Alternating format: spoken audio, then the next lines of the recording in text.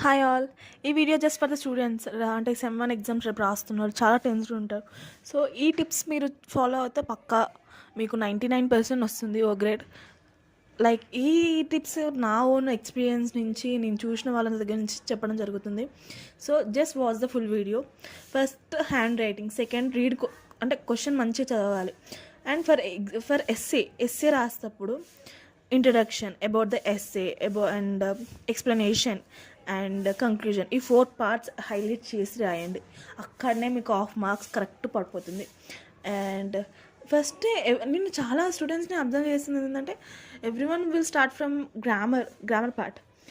So grammar part నుంచి start చేయడం కన్నా మెయిన్ మనం ఎప్పుడైనా రాసినప్పుడు ఎస్ఏస్ని స్టార్ట్ చేస్తే మీకు టైం మేనేజ్మెంట్, ఇంకా టైం మిలుగుతుంది. You can do extra question also, you can write extra question also. So ఇది మెయిన్ పాయింట్.